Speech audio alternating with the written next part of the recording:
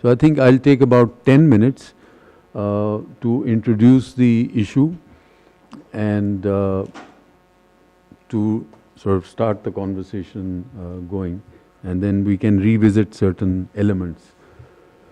So I think, as Rafe said, smog, the word itself is a combination of smoke and fog, and it needs both to become smog.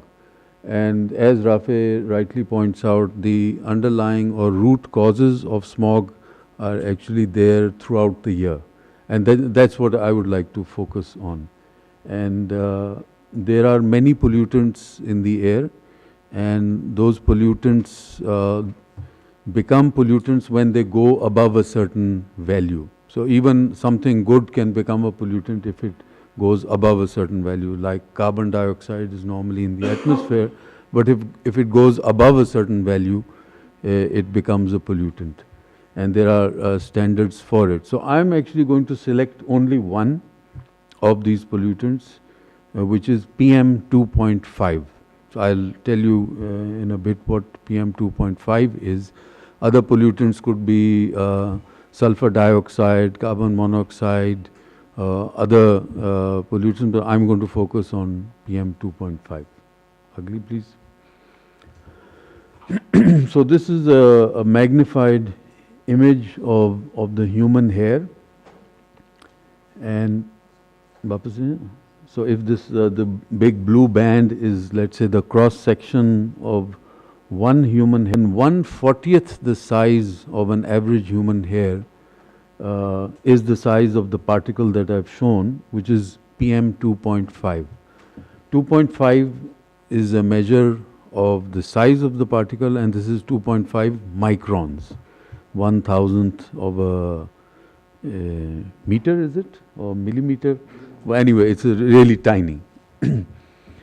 Now, and the diagram that you see is that of our lungs, and you may not be able to read all the words, but the circle on top is the reddish circle carries the label exhaled. So if a particle is generally more than 5 microns, when we inhale air, and we exhale air, it comes in and goes out. If the particle size starts becoming smaller than 5 micron, then chances are that some of those particles, when we exhale, do not go out. So they start accumulating in our lungs. And especially 2.5 micron size or smaller are very likely to get lodged in our lungs. And therefore, this greenish circle is, the label there is largely phagocytosed, or however you pronounce it. So this is the process where our bodies are capable of removing tiny particles, because it gets lodged in our lungs, and then the biological process is that tiny particle gets absorbed, broken up, and discarded through our body.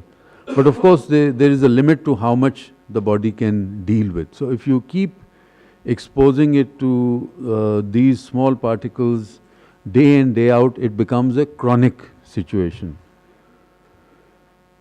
And the worst are the purple particles that are less than 1 micron, and that they can really go into the body and interfere with the function. So, many of us get this cough where you sort of cough or clear your throat, and you still feel that you have not been able to clear it. And mainly this is because of those tiny particles. So that's what PM 2.5 means, because you'll hear this quite a lot. PM 2.5, PM 10 is also a parameter which has standards, which is a slightly larger particle, but also has a sort of maximum concentration. So, as Rafe mentioned, actually there is no formal monitoring taking place for air quality in Pakistan. So at the government level, if you go to the EPD website or any government website or government source, we don't have that data, which in itself is a very obvious gap. However, there are other sources, informal sources or spot checks that are done, from which we do get air quality measures.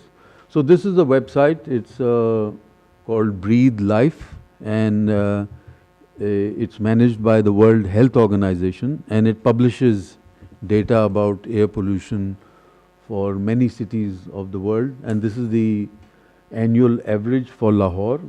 So for the average for Lahore for PM 2.5 is 68 particles within 1 meter cubed, or grams per meter cubed. And the World Health Organization standard says that the annual average should not be more than 10. So, so Lahore on average is 6.8 times higher than what the World Health Organization requires. So as Rafi said, you know, the term the squeaky wheel gets the oil. It's during smog that we get reminded of air pollution, but it's a systemic problem. It doesn't, when the smog goes away, the air pollution does not go away. It stays there. Pakistan itself has legal standards called the National Environmental Quality Standards, and they also give a setting of 15 grams per meter cube for 2.5 micron size particles. So obviously 68 is well above that too. Even the short term, there is a short term standards as well. So for 24 hours the level can go up, but the 24-hour standard for WHO is 25, and for under Pakistani law is 35, obviously well above that. And Lahore has seen much higher levels than 68. Rafe at court hearing took a meter with him, and I think at that time the reading was over 400. So he was standing in court and he had this handheld meter with him, and the reading was 400. It's 350 right now. In the average in Lahore. Achha. Not much worse. Yeah, it won't it's be the same air as outside. So I don't think it's much better because we're sitting indoors. Agle pe chale jaye. So if anyone is interested, there are informal sources which you can go to monitor the air pollution in Lahore or other cities of Pakistan, and this is one of those websites. It's a air quality indicator forum. I'm not sure who manages it, but the data is quite good, and it also has a forecast mechanism. So we are roughly at 4 p.m. So that's the reading, 13th December, 4 p.m. today. And if you look at the color coding, we are somewhere in the above the 150, and Rafe has sort of confirmed that. But by 9 a.m. on Friday morning, it would go into the yellow zone. So hopefully it will come around 100. And notice I'm saying it'll improve to 100, whereas the WHO standard is 10. How far we are from that. The hazardous level is actually 300 or above, when their recommendations that children should not go outside. So you can make a note of that website, and you'll find data for Lahore. Now this is not specific to Lahore or Pakistan or to the developing world. Even in the UK, there are 4 cities out of 51 tested in the UK failed the WHO standard. So it's not a, to developing. Of course, the severity is higher, but it's a common problem globally. And this is one of those handheld meters that this person in India is carrying, and you'll see that I think this was Delhi, and the reading was 493. So extremely high. Delhi average for die-hard India-Pakistan competitors, Delhi is double that of Lahore. But we're both in the same soup. Since it's not a cricket score. Yeah, yes, yes, exactly.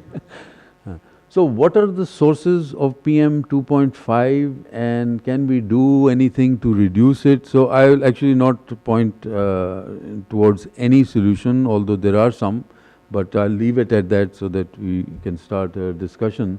So these are some of the known sources and the range to which they contribute, and you'll see that the percentages vary dramatically. So industrial smoke can vary from 20 to 90%, backup generators about 15%, open waste burning of solid waste, vehicle exhaust, and crop burning, of course, was talked about a lot, because around November the rice stumps in the fields are burnt to prepare for the next crop. But what I can say is it is extremely difficult to reduce the burden from almost all of these sources unless there is a comprehensive concerted effort. Just the last image. So actually now, in terms of what is being done, it has actually been taken out of the hands of our government, because the Lahore High Court has a case, and Rafe will be able to tell you much more about this, active in the court, which is now directing various government departments to deal with the issue of smog. And it's both to try and reduce smog and to bomb it. So just taken an excerpt, you can't read all of it, but so the Lahore High Court says if the reading goes above 106, it's in the range of 106 to 140, this PM 2.5 or some other measure, I think. 2.5, which would be the orange warning.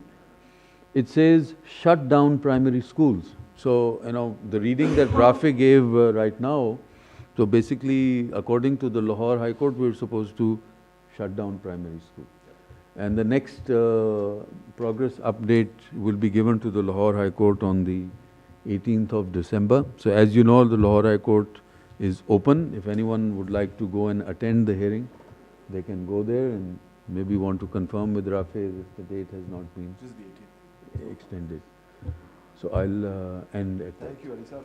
That's a fairly good overview. Before I pass on to for more policy discussion, I just want to address the 2 or 3 things that happened in court. Can we go back to that slide, please, where the PM 2.5 was visible?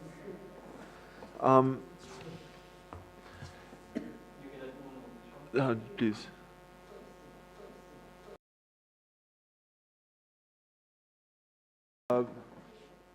This is a smog health emergency action plan that the High Court had the government of Punjab propose.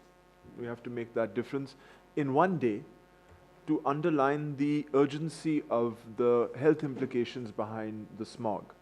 I myself was surprised because the Secretaries of Health and Education and Environment had been summoned the same day by court, again to underline the urgency of the health implications. And yet there was a reluctance on the part of the health administration to admit that there was a health impact. Almost along the lines of, you know, if the readings were true, we wouldn't be walking around here like we are. The sort of, it's not as bad as we think it is. And then when pressed, admitted research that had been done by the health department here on what the implications of air quality were on health. So we have people's presumptions and suggestions really driving what policy response is. So in light of that, the court ordered these policy responses to be put into place. And my hunch is that there isn't much. These responses are mandatory.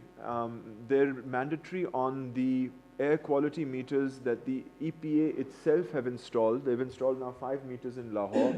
And this health action plan states that these responses are to go into effect if any of the 5 meters registers a reading of PM 2.5 in the ranges over here. And so when the readings were available for 2 weeks, they have since gone offline, and no more readings are being made publicly available. They did indicate elevated levels of PM 2.5 that should have set this off. So the court has invited anyone from the public to bring these submissions to court and sort of push this forward. So this is an area that certainly next week we'll see some action on. Now, I wanted to pass on to Samal Naseem, who's a assistant professor of economics at LUMS, to tell us about what are the policy what sort of policy tools we have in our arsenal to deal with smog-related issues. Samal, please. Oh, may I also welcome Captain Saif Anjum from the Environment Protection Department, who has actually been... Secretary. I'm sorry. Forgive me, Secretary, Environment Protection Department.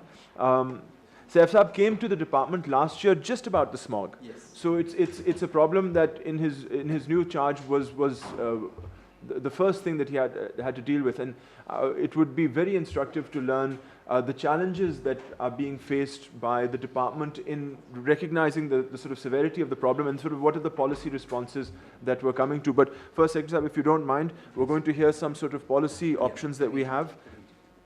All right, thank you, Rafi. So in the interest of time, I'm just going to be very brief, okay? Just go over some of the salient policy instruments that have been experimented with around the world and that we can sort of experiment with here in Pakistan. So I think Ali Habib Saab did a really good job in terms of describing exactly what the problem is, right? So even though if air pollution is not visible and that only happens in certain circumstances, you're still breathing in something which is really toxic, right? So, but there are two things that are happening simultaneously. One is, of course, emissions. So that's an anthropogenic phenomena. And then, of course, there's a natural phenomena where you have things like thermal inversion, where like air, cool air gets trapped between layers of hot air, and so there's not a lot of air movement, and so then ambient air quality deteriorates and the concentrations of pollution go up. So what we have in our control is the first part, right? So we can control anthropogenic emissions. These are caused directly by humans. And before I continue, I just want to sort of distinguish between two sort of sources. So we have what are called stationary sources of emissions, and we have mobile emissions of emissions. So mobile sources are like vehicles, right? Cars, things that are not, that are moving, are essentially in flux. And then stationary sources are things that you can visually isolate and that are held in place. So think about like chimneys and smokestacks, right? So you can directly kind of figure out that you can pinpoint the source of the emissions easily. Okay, so in terms of dealing with stationary sources, we have, so I guess the easiest policy that a lot of countries and environmental protection departments around the world have used is what's called a command and control policy. So the Environmental Protection Agency essentially sets standards, and we have that here as well. We used to have the NEQs, the National Environmental Quality Standards, but since the 18th Amendment, the environment has gone into the provincial domain. So these NEQs have turned into the PEQs. So each province sets its own emission standards for each kind of particles. And then these standards have to be binding. Binding in the sense that it's then up to the regulator to ensure that these standards are met and these standards are enforced. Now, you can have a general provincial level standard, but then the idea is how do you divide? So that standard, again, depends on the amount of emissions that are coming from each source. Now, how do you divide those emissions across sources, right?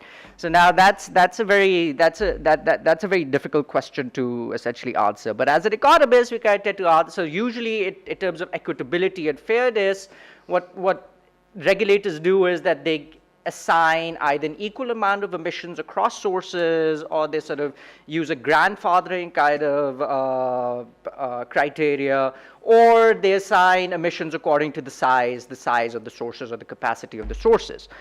So as an economist, economists tend to argue that this sort of allocation of emissions, especially when it comes to command and control policies like emission standards, is not entirely cost effective. And that's because the costs of abating pollution, that means the cost of reducing pollution, differs across sources. Each source has can invest in certain kinds of abatement technologies. They can switch their inputs, the sort of inputs that they're using for production. They can adopt more efficient technologies to produce output, and that will affect the emissions that are coming out of the. So given these differences in what we call marginal abatement costs, essentially costs of abating an additional unit of emissions across sources, when you divide them equally across sources, there are going to be differences in those costs. And hence, you can always shift some abatement from one source to the other, from a low abatement, low cost source to a high cost source and achieve cost reductions. So when you divide emissions equally across sources or through some grandfathering criteria procedure, there are always gains to be had by redividing or reallocating those emissions. So usually, so that's what happened in America as well in the 70s with the air quality standards that the EPA in the US set. They first started off with standards, and then they realized that this was not necessarily what we call a cost-effective solution. And so they started experimenting with these market-based or price-based pollution control mechanisms. So the first price control mechanism this is what the US experimented with in the 70s with sulfur dioxide, was emissions charges, right? So emissions charges or taxes is essentially saying that you have to pay a per unit tax on your emissions. So whatever you emit, you got to pay for it. And this kind of stems from this whole open access literature that came out in the 60s, and you guys must have read that really famous article by Garrett Hardin, the great ecologist. It's called The Tragedy of the Commons, and it's basically these resources such as groundwater, air quality, forests, pastures, etc., that are collectively owned, but these are also, you could think about air quality as like a productive input in production, because firms are essentially, they're producing goods and services, but they're emitting their emissions into the air, right? And air and our atmosphere has this assimilative capacity, they're not essentially paying for it. So because this resource is collectively owned as well. So if you want to emit, so we have to, so they must pay for the right to use this valuable resource. So that's the kind of underlying philosophy behind emissions charges and taxes. So charges and taxes are essentially the same thing. A lot of people like to use the word charges because when you use the word tax, especially like developing country contexts, people don't like to pay taxes. So essentially you call it like a price for emissions.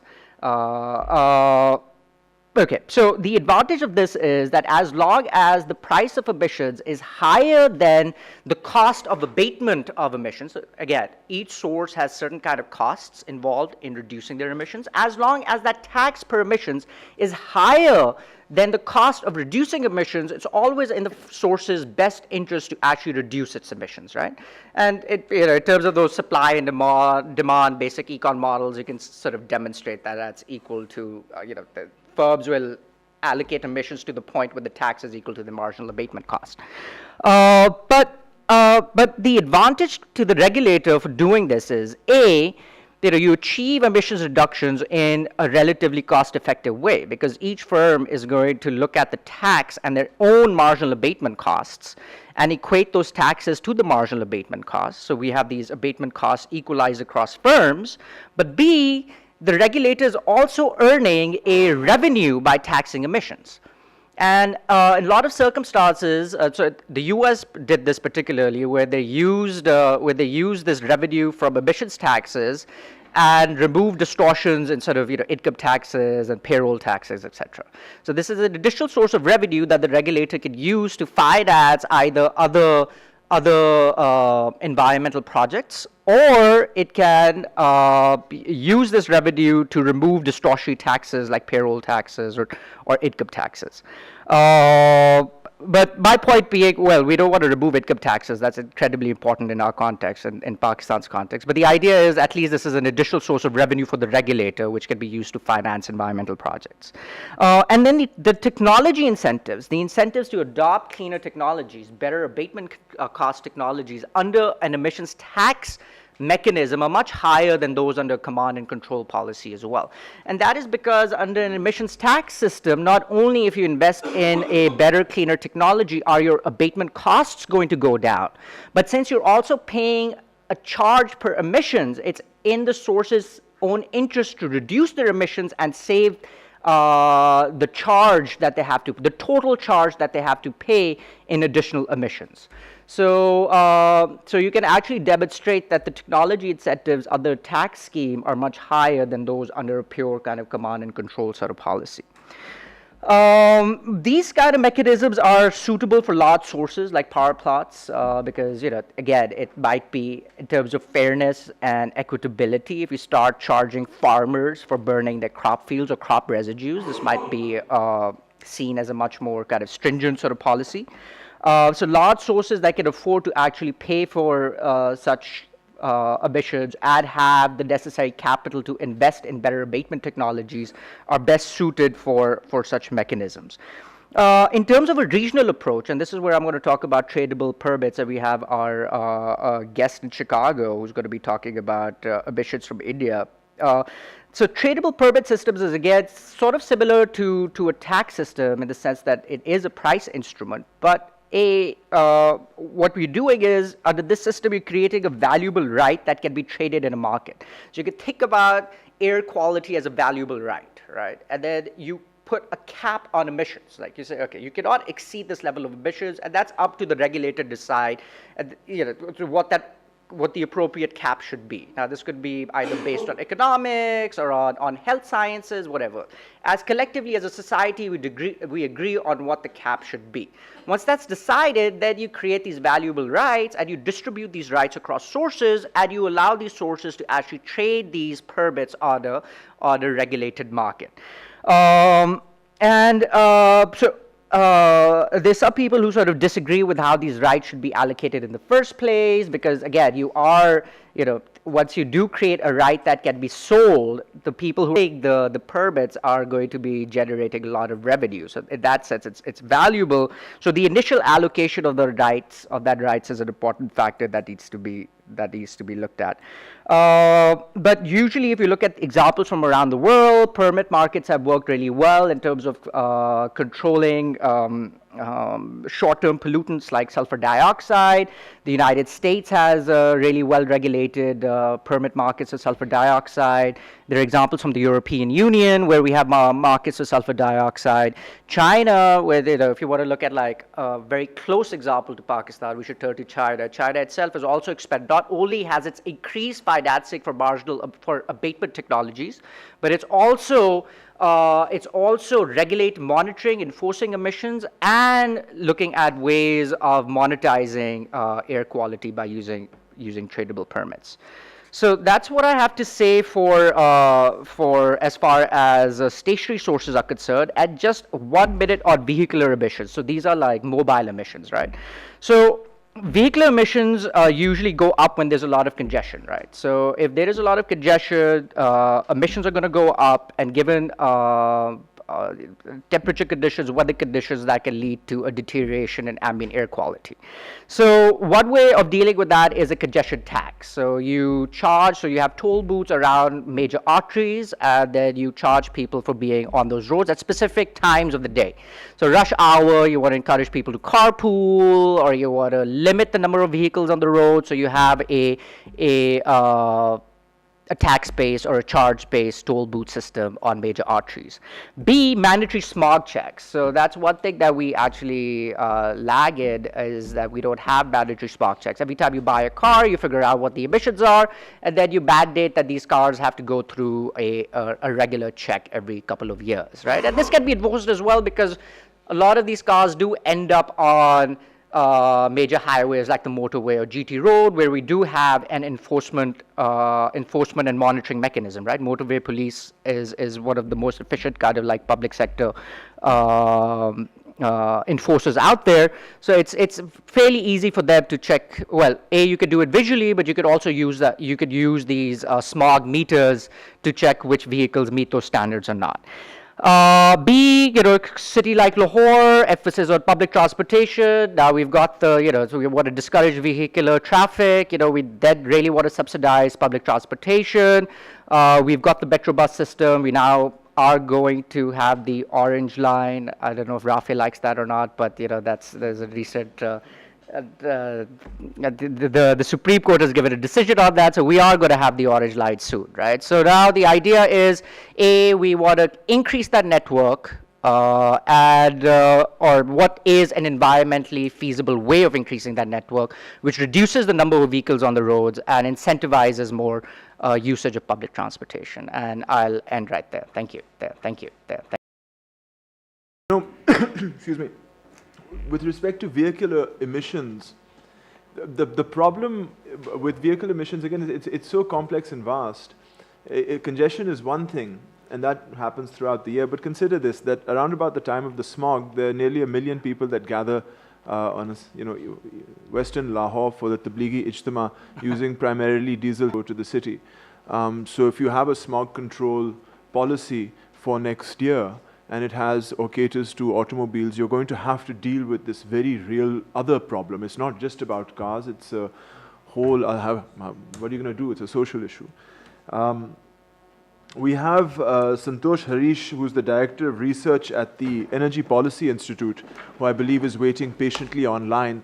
And I thought he could present some of the stuff that he's been working on and some of the instruments that are being used in India before we can ask Captain Saif Anjum for his thoughts on what's going on in Punjab. So is Harish online? Yes. Okay. Hello? Harish, you want to unmute your mic? Can you hear? Yeah. Okay. Can you hear me? Yeah. So I'm Hello? going to. Okay, I'm now cool. going to play your pre-recorded presentation. Good afternoon.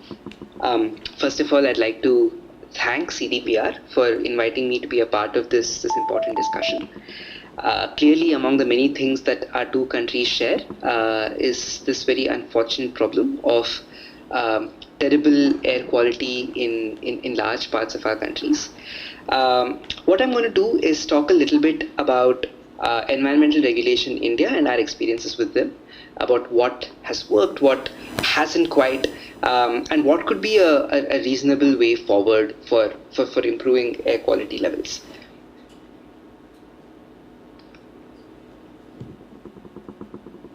So first, I'd like to spend just about a minute talking about the organization I'm from. The Energy Policy Institute at the University of Chicago is an applied economics research group at the university. In India, we focus on two broad areas: power distribution reforms and reforming environmental regulation. So typically, the way we work is we work with government departments, in this particular case, the state pollution control boards, in identifying problem areas, designing interventions, and working with them in implementing pilots and evaluating them. We've been working with the Central Pollution Control Board, the state pollution control boards in Gujarat, Maharashtra, and Orissa to help improve the emissions monitoring process in industries, introduce initiatives to disclose pollution information to the public so that there is pressure from the public on both the polluters and regulators in reducing emissions. And we've also been working towards a market-based instrument, an emissions trading program for particulate matter in industrial clusters. All right, so the first exhibit that I'd like to present is this map of pollution levels across Indian cities, and this series of histograms that you see on the right-hand side of the slide, which essentially plot the number of cities at various pollution levels, at various annual averages of fine particulate matter. And I'd like you to take two things away from this particular slide. One is that there are several cities in India which are very polluted, more than their peers in other parts of the world. Many of these cities are above the national standard for fine particulates. So that's point number one. Point number two is how the Indian national standards for fine particulates themselves are much less stringent than certainly what the World Health Organization would recommend, but also certainly less stringent than American, European, or Chinese standards. The next exhibit that I'd like to present is about how, although the media discourse is primarily focused on Delhi and primarily high-pitched during winters, the problem is not restricted to Delhi or to winters. You have several cities along the Indo-Gangetic plain stretching, from Punjab in India to Bihar, which have as or worse air quality levels than Delhi does. The Delhi-centric nature of the discourse in some ways limits the discussion to solutions, for Delhi. Whereas what we ought to be thinking about, if we had to think through long-term measures to improve air quality levels, are measures that could work, across these different parts of the country. So recent research from my group, this study was in China, finds that increase in PM 2.5 concentrations, the concentrations of fine particulate matter, by 10 microgram per meter cube reduces life expectancy by just over a year. Now, using these results, we have created a tool called the Air Quality Life Index to relate pollution levels to life expectancy. You could find this tool at the link that you see in the slide. What the tool does is to visualize the improvement in life expectancy outcomes if pollution levels were to meet national or global standards. Now, the AQLI reveals that if India were to reduce its air pollution to comply with the WHO standards, Indians could live on average by about 4 years longer. The estimate for Pakistan is quite similar, unfortunately. Meeting the WHO standards would result in improvements in life expectancy by about 2.5 years on average. Another thing to note here is that there is no known safe limit. So there are various cities that you're going to see on this map which meet their respective national standards and so forth, but which could still gain life expectancy if air quality levels were to be improved. Now, particulate pollution isn't restricted to a single chemical substance or source. Particulates are basically just that tiny particles of various chemical compositions that are suspended in the air. Fine particulates of PM 2.5 are particles with a diameter of less than 2.5 microns, a fraction of the width of your hair.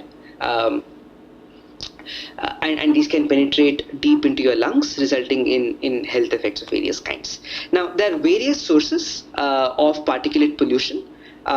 Some of these are direct, like vehicles or industries, but there are also secondary particulates, which are a product of chemical reactions in the atmosphere with sulfur dioxide and oxides of nitrogen as their precursors.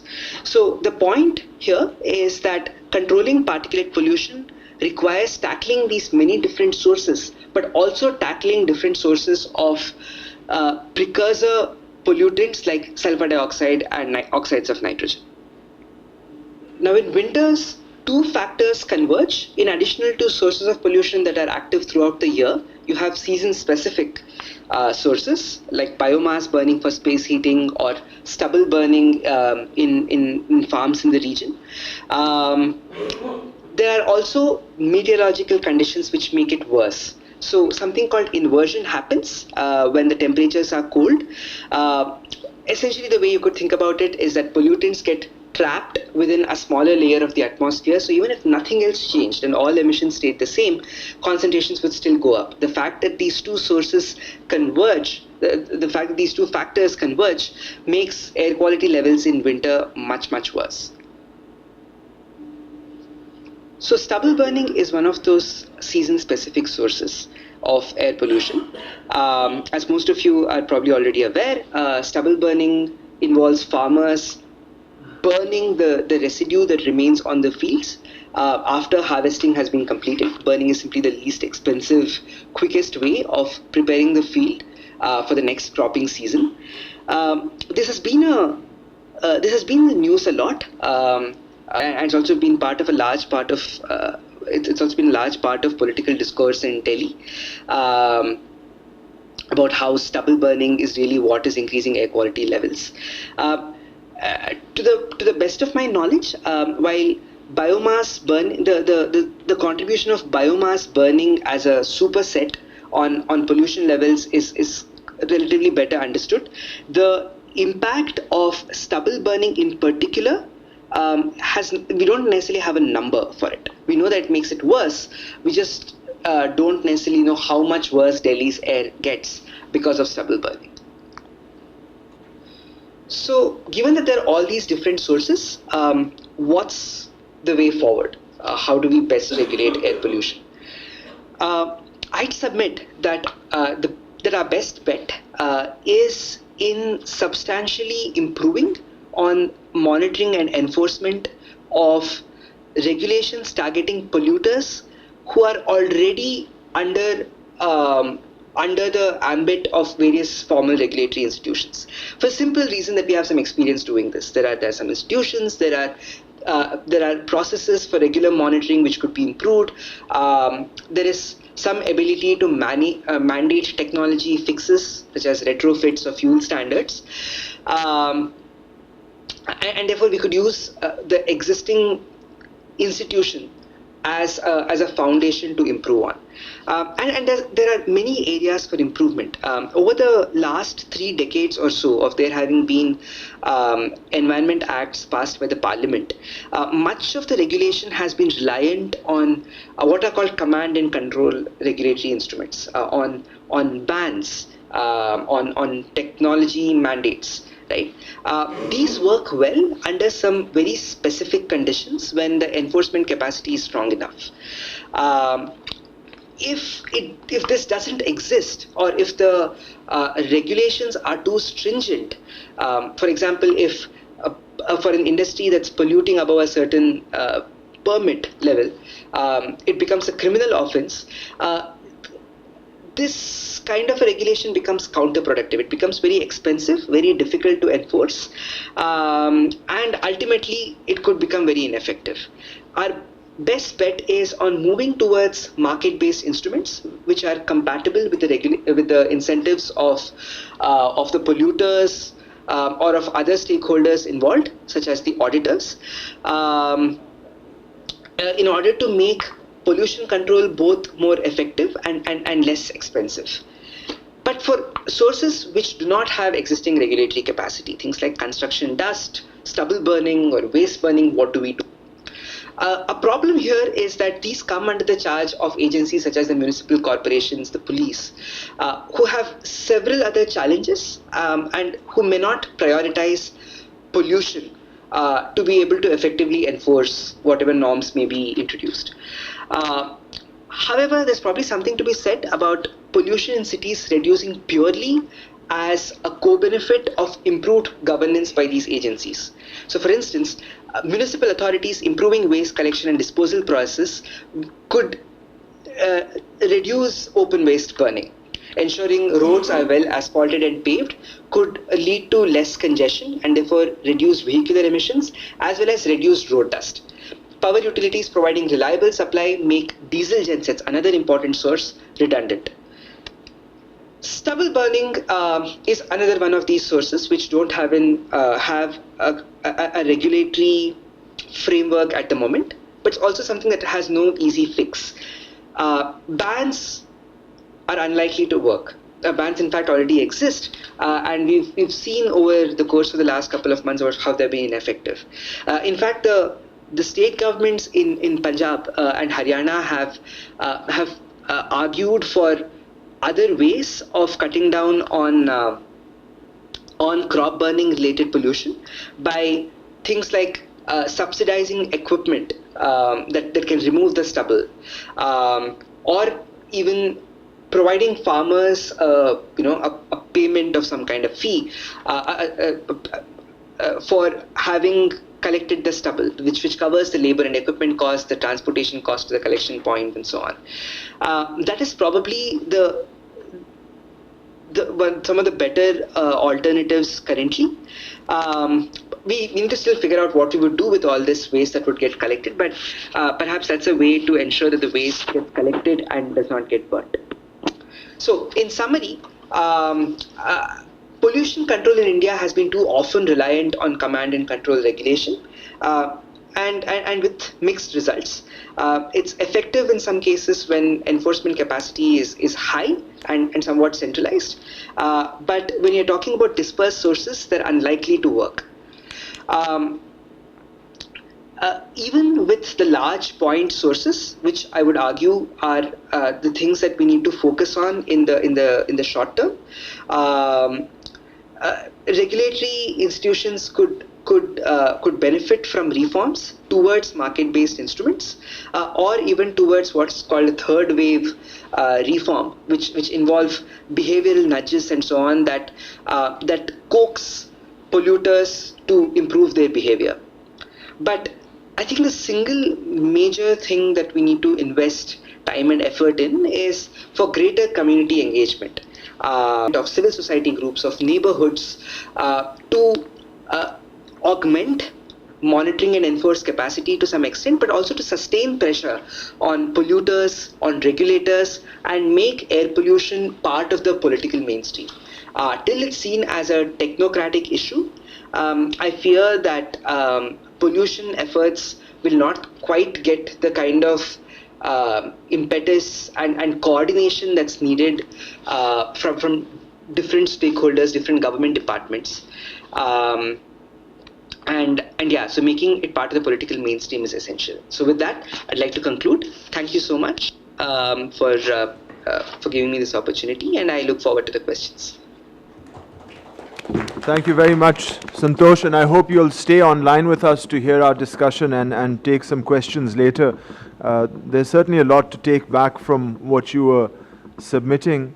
Let me just, in the case of Lahore, point out that between the smog last year and this year, the effective available data meant that the reporting on the smog, at least in the Pakistan side, was radically different than it was last year. And that has driven a lot of the awareness and a lot of the need for a response in the public. And so while there is a data deficiency, Santosh was talking about the Delhi-centric policies, it appears, but that's also because a lot of the meters happen to be in Delhi. And for instance, in Punjab, a lot of the meters happen to be in Lahore, so whatever little we can do, we can only do where the meters are. We need to have better data, and that data communicated to people so that they can have an informed response and make that political constituency evident to the upcoming people contesting the elections. We have with us Captain Retired Saif Anjum, the Secretary, Environment Protection Department, and also with additional charge as Director General, Environment Protection Agency. Not anymore. It's not anymore. Oh, excellent. We have an excellent.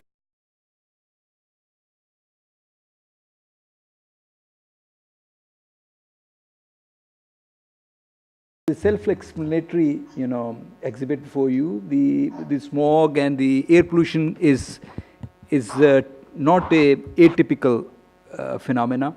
It is part of industrialization. It's part of economic growth. We know that there were two great episodes of smog. They were essentially different in the way the smog formed, but there are two great episodes which are before you.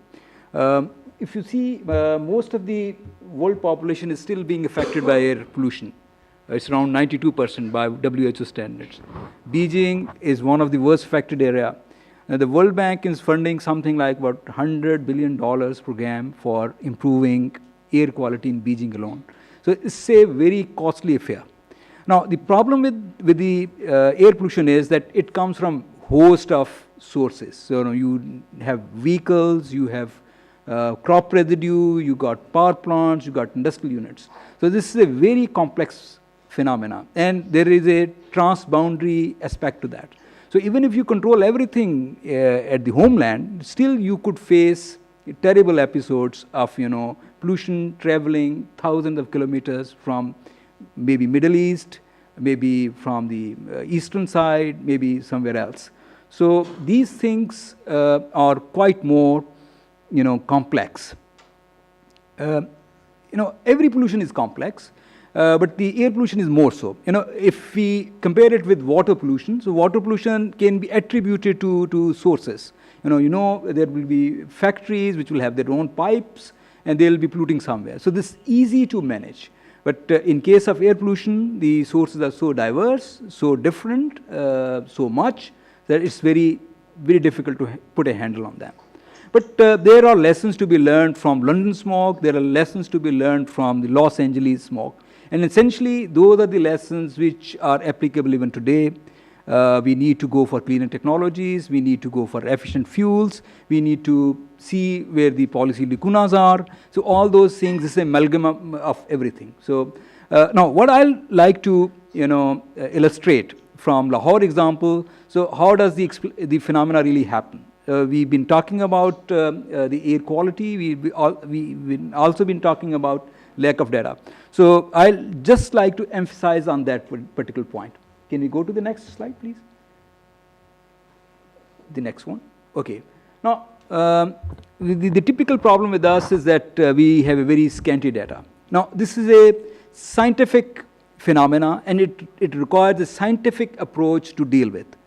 We all know that there are different kind of sources, but exactly how much is the contribution of each source? So this is important. This is important to ensure that our efforts are economized. You can't run around every post and pillar. You need to focus. There is a 20-80 principle. So you need to identify which source does how much damage. So essentially, we are absolutely blank. So we didn't have any data. We were fortunate enough to buy 6 air quality monitors last year after the smog. Now we have those 6 air quality monitors. We put them in Lahore. That's too little for an area of the size of Punjab, but still it is better than having nothing. So we have some scanty data which is available in different formats and different kinds of sources, and so it's difficult to make out the complete picture.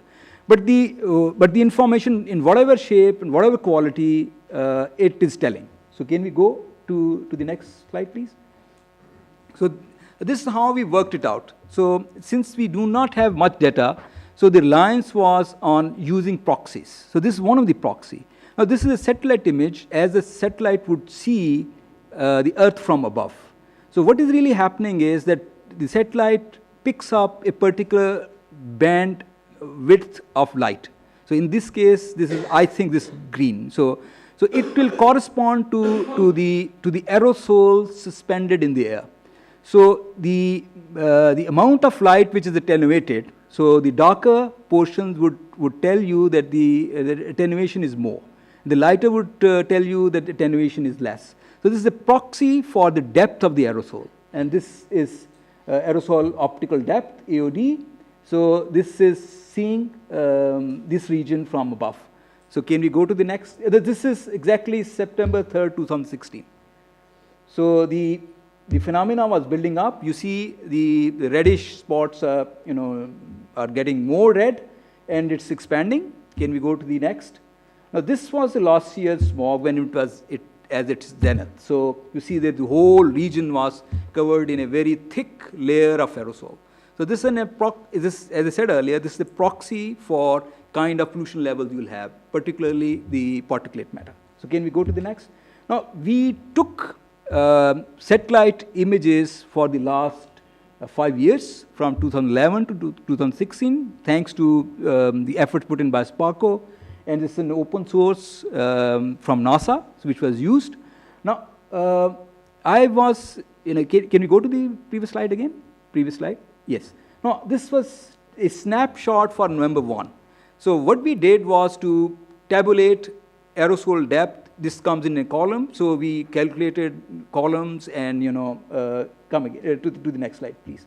Now, I'm trying to say is, you see, we think that in June and July, because there's a lot of rain and we don't see anything in the air, so the things must have been better.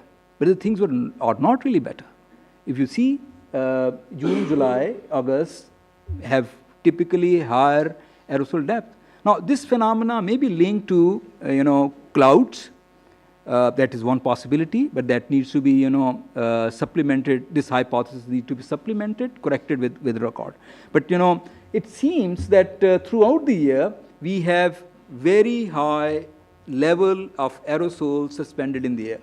So it is not only that we get episodes of poor air quality when we see it.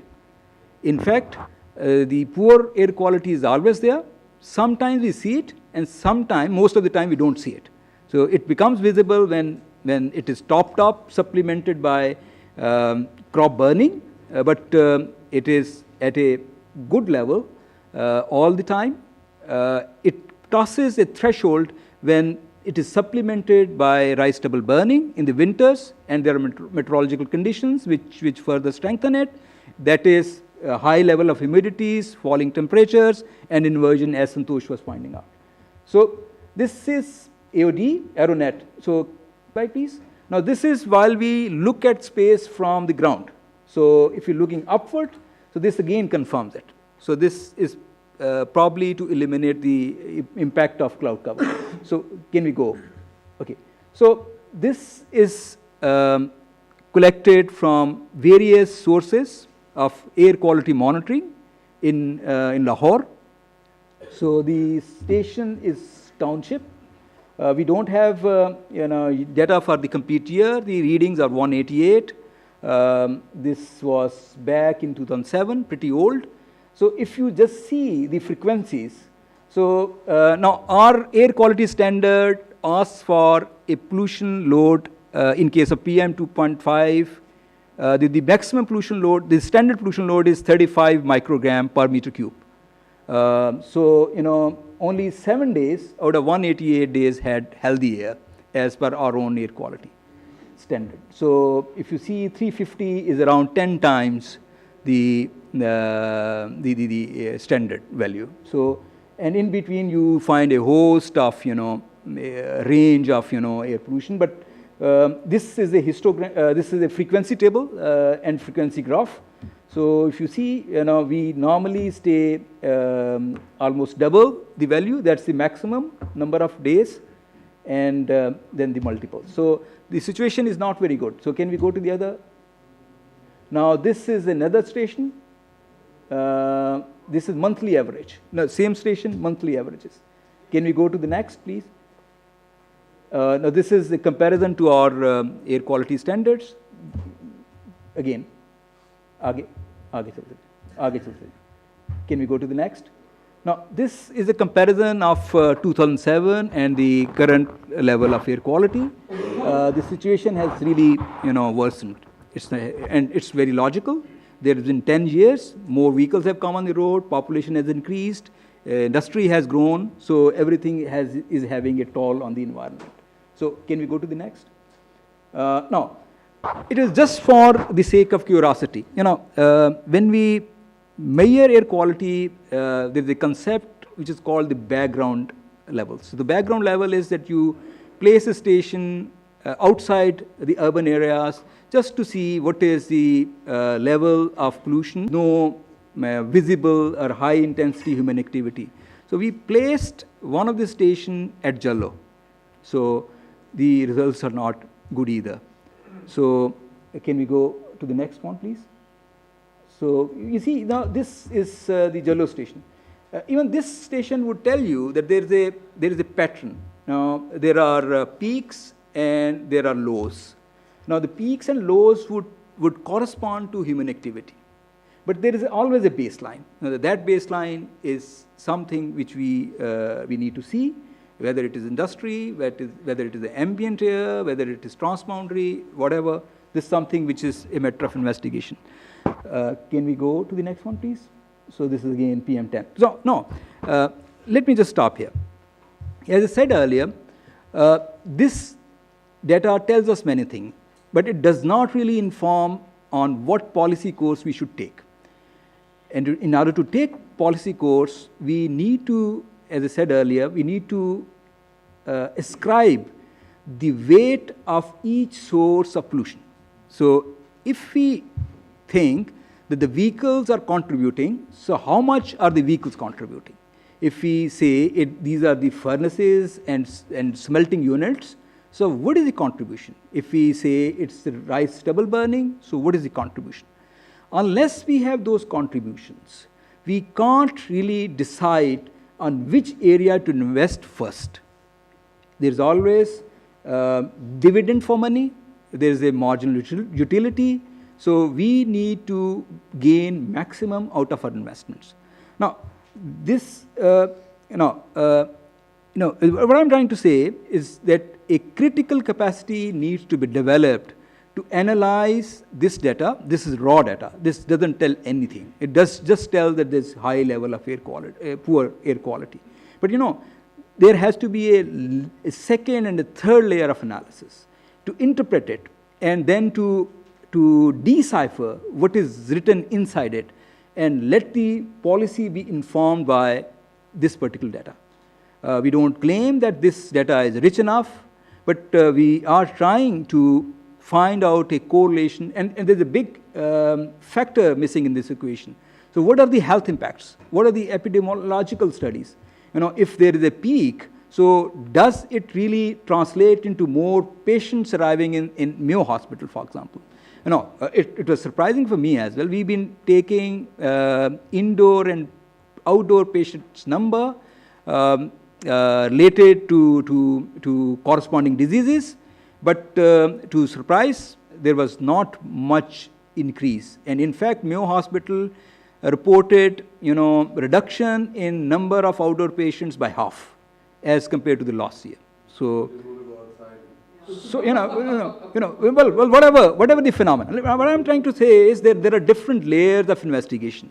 Unless those layers of investigations do not take place, so we can't really inform policy. So this is an important area, and we look forward to everyone to help us in that.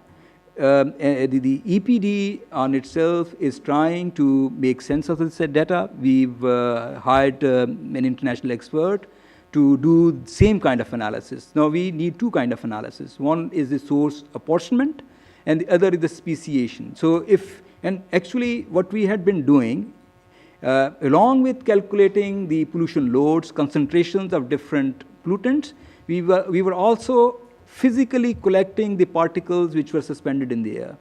And these particles are with us date-wise, and we are going to subject these to different kind of analysis to find out that what exactly is the source and what is the relative weight of that source in contributing to the pollution.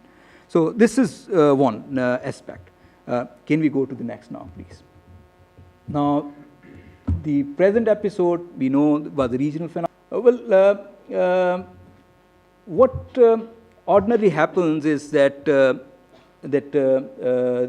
thick blanket of fog or visible impairment, it starts somewhere around Delhi, and then it gradually moves towards this part of the world. But this time around, it was reversed. So the smog or whatever we call it, it developed here first. It was we think that one of the possibility is that the wind directions were eastward. If you see the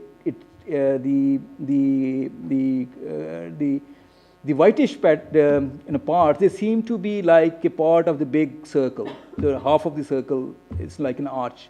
So there was a low towards the south of this picture, towards the bottom of this picture, and that low was trying to circulate the air in an anti-clockwise direction, and that is why we had a big mess here. And the scale was really phenomenal. It started off from somewhere, you could say in case of Punjab, from Lahore, and eventually it reached Peshawar and down to Bahawalpur, Bahawalnagar, Rahim Yar Khan, and then into Sindh. And if you look very closely, you would find that the smog or this blanket even crept over Srinagar Valley. So this was phenomenal. This was a very, very large scale event. So can we go to the next? Now, We've been hearing about the fire anomalies, stubble burning, I need not to emphasize, but there's a lot of firework going on the other side. But this is a joint problem. Can we go to the next? Now, I need not to spend much time about this particular aspect. We know that there is a transboundary element to our local problem. There's a local element to that. The local element essentially comes in two packages. There's a rice stubble burning on our side, and there are emissions from various sources, vehicles, factories, open burning, waste, fugitive dust. We've already talked about that. Now this is all controlled by meteorology.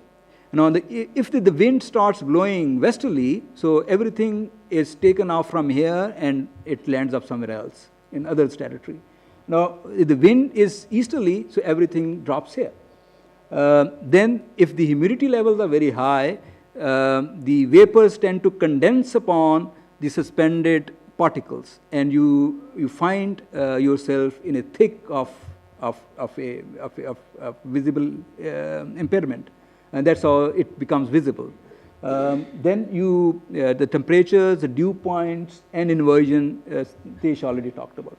Now, we can't really do much about meteorology, we can't do much about transboundary, and the only give is to protect ourselves, raise awareness, issue advisories, and this was the focus of our interventions during this smog. We realized that we don't know the problem much, we realized that we do not have much tools available to us to address it. So the main response focused on adapting to the given circumstances, and you found that there were a lot of people on the street giving out brochures. There were advertisements coming in the newspapers, but the whole idea was to increase the protection levels. We also did something for the local sources. There was a ban imposed on stubble burning, and there were around 600 cases registered against farmers, around 400 people were arrested. I don't know how much impact that had. We closed down around 300 polluting industries, mostly furnaces and smelting units, brick kilns. In order to do something about the fugitive dust, we asked Lahore Waste Management Company to clean, to wash around 110 kilometers of road every day. There were a host of other things done. I don't know, since we do not know the contribution of each of these sources, so it's very difficult to tell us what was the impact. But as I said, that the phenomena started off from here. It was unlike the previous practice, previous history, and it was more dense as it is visible through the satellite picture, more dense than in the more parts of Delhi. But we think that our pollution level did not go very high. This is not for sure. It's totally non-committal because I don't have any scientific proof and I can't really substantiate my argument. But it seems that our pollution level did not rise very high. Now, the maximum PM 2.5 concentration which we achieved in Lahore was around 358. That was on 6th of November. So that was the maximum we got here. But in case of Delhi, it soared really high. It went more than 600-700 at some stations. And PM10 went even more high. Can we go to the next slide? Now, we fortunately had in place a policy and an action plan. And as I said earlier, that action plan talked mostly about the immediate measures. It is an action plan which deals with around 15 agencies, and there is a clear dishing out of the responsibility. There is a clear coordination mechanism which is given in that policy. And of course, that was not the last word. This policy was based on our experiences which we had in 2016. We are in the process of revising this policy, and we have made the first cut, and that's going to be open for all kinds of comments. Can we go? So this is just to highlight what could be done. We've been talking about cleaner vehicular pollution.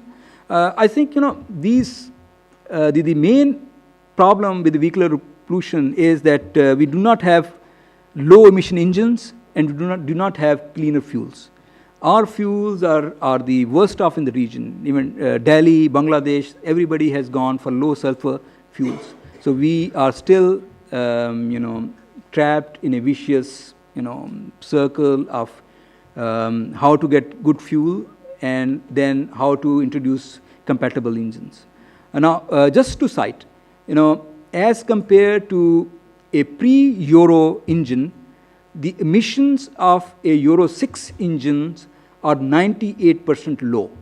So that means one pre-Euro car would generate as much pollution as would be generated by 100 Euro 6 cars. Euro 5, sorry, not Euro 6, Euro 5 cars. So this is a phenomenal difference. So to have that kind of an efficient engine, you need cleaner fuels. So unfortunately, we are still struggling with how to implement our own designs.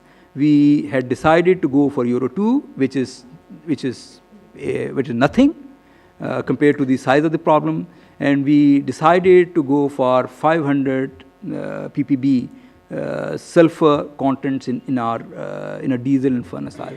But unfortunately, we failed to do that even. So the world is moving towards 50 ppb and even lesser. So unless we do something about it, nothing would happen. So these are two major areas. Then one of the important tools which is applied world over is to scrap old vehicles. Can we go to the next one? Then open burning, Santosh had talked about it. Let's go to the next one. We are also, our policy talks about creating woodlands. It also talks about non-motorized transport. It also talks about master planning.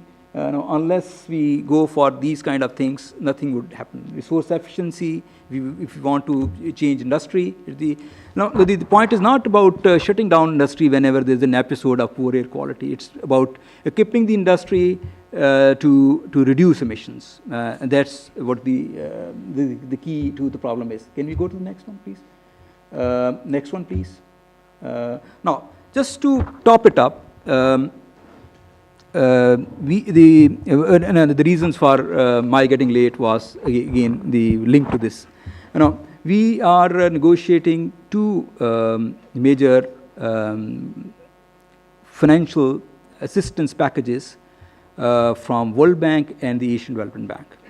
As I said earlier, we could daydream, we could make more policies and write fine letters, but that is not going to impact us unless we make investments in this sector.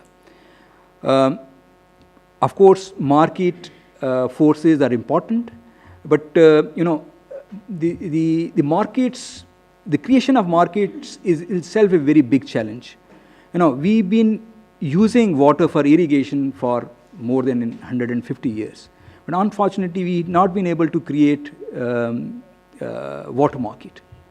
Of course, this is a commodity which is very tangible. You can see it. It has got a huge economic potential. But still, we've not been able to create market for even irrigation water, even for the drinking water. So these are the hard realities. So you can't transform overnight. But we should be open to these kind of ideas. We should find out what are those instruments, market instruments, which are going to work in our place. So that's very important. In fact, the other day, alongside with this, I would also like to mention that it has been very rightly and repeatedly pointed out that institutional strengthening is critical to improve, environment. Well, the EPA has only a staff of 700 to deal with a population of around 130 million, a country, a state of the size of many big states in the world. Just to contrast, Germany with all that kind of good environment and a very good regulatory framework in place, law-abiding citizens has 14,000 employees in their environmental management service. So we, with the worst kind of environment, have 700. So even if we want to go command and control, we can't really go command and control. Even if we want to go for opening up new markets, so that's also very hard, as I just said. But still, as part of that restructuring, there is a Finnish consultant who is trying to advise us on how we can create market incentives for maintaining environment, how can we disincentivize it. Precisely, we had the meeting other day with Mr. Rafi Alam. Rafi Alam is assisting us in developing a new legal framework. That legal framework would have a clause to deal with permits, environmental permits in two sense, permissions to use environment for money making, the same concept as Samuel had just pointed out. We are open to it. The second permitting is basically to leverage technology transfer. So we think that the industries and other polluters should be given permission to run their enterprises for a limited time. Now, as of now, if you get a no objection for the first time, that is going to last till endlessly. So we are trying to circumvent it. We think that the permissions should be linked to performance and they should be linked to gradual upgrades. So maybe every industry, not all kind of industries, every large scale, reasonably polluting industry would be required to come back to the EPA after, say, each decade and tell that now this is what we have been doing. If you want to continue for another decade, we are going to technologically upgrade us from this level to that level. And that might be helpful in so many aspects. Just to cite, we are all hearing that the Supreme Court has taken cognizance of drying up of Katas Raj. So exactly, around 2 decades ago, almost 2 decades ago, we had given permission for setting up of cement plants. And as part of that permission, they were allowed to extract groundwater. And that was in a huge, huge quantity, around 148 cubic meters per hour. So that's a huge quantity. That's more than the quantity which the entire population of Chakwal would be drying. So that's huge. So somehow they got that permission. But presently, apart from coming very hard and using all kind of sticks which are there in our assemblage, I don't know. Still, we don't have any handle on reducing their demand on water. So unless we have that kind of a legal instrument available to us to reconsider, reopen our environmental decisions, we can't move ahead. We also want to really emphasize the point made here. Unless we generate demand for better environment, nothing is going to move. People would ask for a BHU, the people would always ask for a road, but people would seldom ask for better air quality or better water quality. And I think we, because we are all urbanized and the smog has become as a blessing and everybody has seen the levels, pollution levels with their own eyes. Otherwise, I think that the greater problem is with our water. The air quality is something which, as I said earlier, is very abstract, malleable, and it has a regional and an international context because the sink itself is very big. The atmosphere is jointly shared. The atmosphere which I use would sometime later go to maybe US. So it's a big sink. If I add some pollutants to it, I would not be affected permanently and directly. There would be others who will be affected by this. And, we could also take somebody else's burden as well. But whatever water we pollute, that's directly going into us. You see what is happening. All the villages, they are using septic tanks. And I don't know what is the quality of construction of those septic tanks. They're seldomly scientifically designed. So what is happening is everything is going into the aquifer, and then it is coming out again, and it is being recycled, and through us. So that's a huge problem. That's a problem which is not visible to us because it is something in my apology, I've taken a little more time. I should not have taken that much time. But it's a very important issue, and I think more than an issue of it's of course an issue of policy, and it's an issue of investment. But more than that, we can't have a good policy, a pointed policy, and we can't make investments, even if we have those investments, unless we understand the problem fully, and unless we dissect it. The devil always lies in detail. So the hard work and the immediate work is to understand the problem, to apportion pollution loads, and to find out what is damaging us most. Thank you very much. Saif Saab, I thank you for taking your time, because it shows not only the amount of attention you've given this issue over the last year, but it's also a gauge of your interest, and certainly for us, an assessment of the scale of the challenges. I'm sure we have lots of questions of our panelists. Could we have a show of hands? I'll ask a round of questions, and then we can come. So there are 3 or 4 up. I'll ask a round of questions, and we'll come again. Introduce yourself, brief question. I'll take 2 or 3 questions, and then I'll refer to the panel. Assalamu alaikum ji. Okay. My name is Hashim Jawan Bakht. I am a member of the parliament in Punjab, and I represent a constituency out of Rahim Yar Khan. And this was the first time that in Rahim Yar Khan we also experienced smog, and it was a very alien concept to everyone. I mean, from the panel's discussion today, especially from the government, I've had the pleasure of working with Captain Saf on the irrigation policy and the flood management when he was an irrigation secretary, is that it still seems to be debated of invest first or investigate first. I think it's, in my earlier discussion with you, I also found that the center and the province coordination is something which needs to be much more than which we are talking about. It still seems like it's been taken as an urban Lahore-centric issue. Just like across the border, it's been taken as an India-specific, Delhi-specific issue. It's not. It's affecting everyone in Punjab to start with, and this can, I mean, if it's going into Sindh also. So I think the cognizance and the awareness needs to be built around it.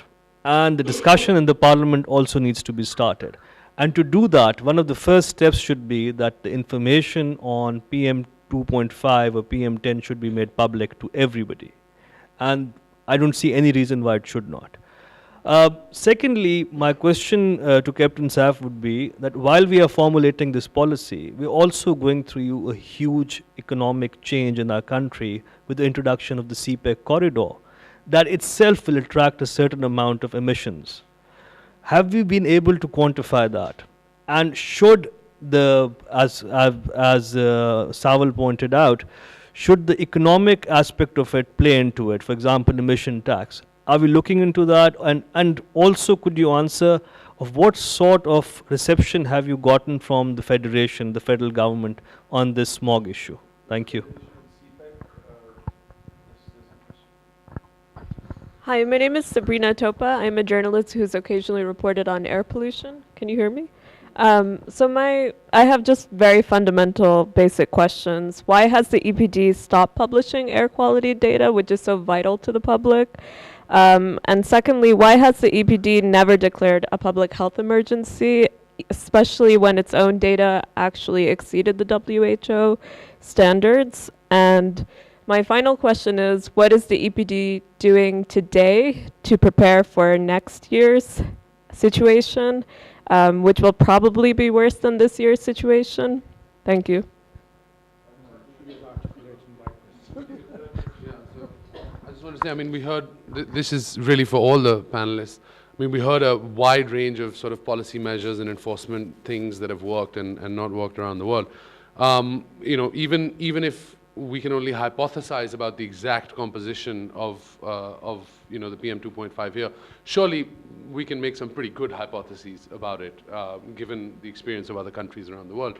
So given that, what I would wonder about is your opinion on what's the low-hanging fruit, and in terms of enforcement, like what's the one thing you think that if we did could you know, actually create a pretty big dent?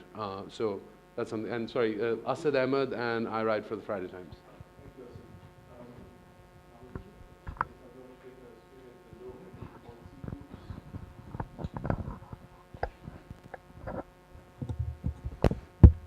Even the low-hanging fruit would require quite a big ladder to get to it. Huh? So I think first of all, we should move away. So I'll respond first by qualifying that this is not a government problem; it's a societal problem. And by saying societal, it's a, you know, again it becomes huge. You don't know where to start addressing it. I would start by picking a comment from our Indian colleague. There's a co-benefit of improved governance and public services. So I think this level of pollution is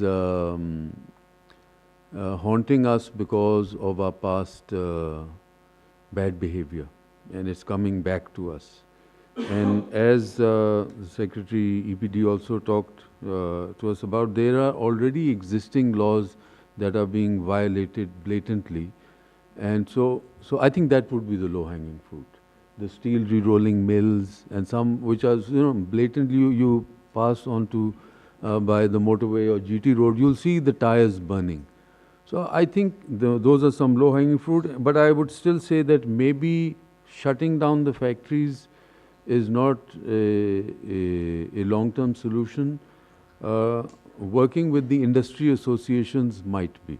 So the Steel Re-Rolling Mills Association, get them together, set the standard, give them time, give them the opportunity to voluntarily regulate the black sheep, and then go into more stringent steps. So that's just one example. There are a couple of questions. Well, all of the questions relate to me, you know. So, you know, there was a query on investigation versus, you know, doing something. You know, we are not pending doing part for the sake of investigation. And investigation is not a very lengthy kind of investigation. As I said earlier, the investigation is ongoing. It's not a very complex kind of investigation. The source apportionment and speciation would be done within the next 3 months. We hope that we will exactly know what is the contribution of each, and this probably going to be in the shape of a model, and that model would exactly tell us that these are the contributions from, say, brick kilns, and if we shut down X number of brick kilns, this is going to be the impact. Now, this kind of modeling exercise is presently being undertaken. There are challenges, but we are trying to overcome those.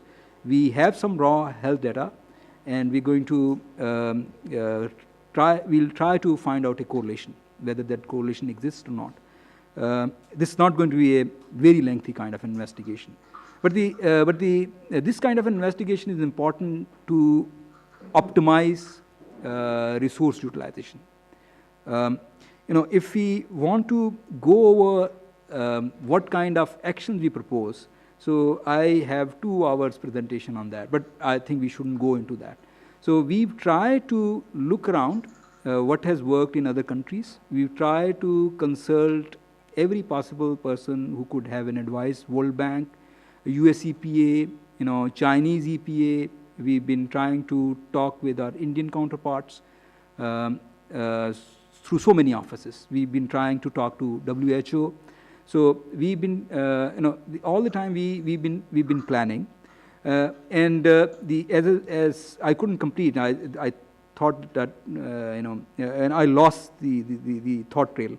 In fact, the World Bank and the ADB are going to support us. The World Bank is going to support us in a big way, around $200 million for restructuring, structural institutional strengthening, and then controlling air pollution. And the Asian Development Bank is going to help us out in ecologically revitalizing the Ravi on basin-wide scale. So that these are going to be two big-time projects, and they'll change the shape of how we manage environment here. Now, CPAC, let me admit that we don't know what is going to be the impact. In fact, unless we have that model, if that model comes in, that model can be adjusted to the kind of vehicles we would have, and just extrapolating that what is going to be the environmental impact. Still now we don't have that kind of capacity. Publishing data, yes, the data would be available on our website. Health emergency we didn't impose because we really don't know at what level we should impose health emergency.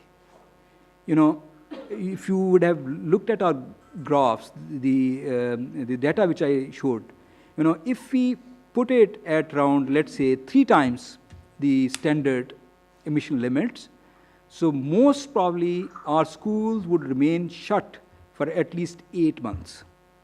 So, well, there is always a balance to things. Of course, health is very important, but at the same time, social and economic is also very important, and rather more important. The simplest thing is, we know that the vehicles are polluting and the industry is polluting, shut down everything, and you will have a pristine air. But probably that's also a fallacy.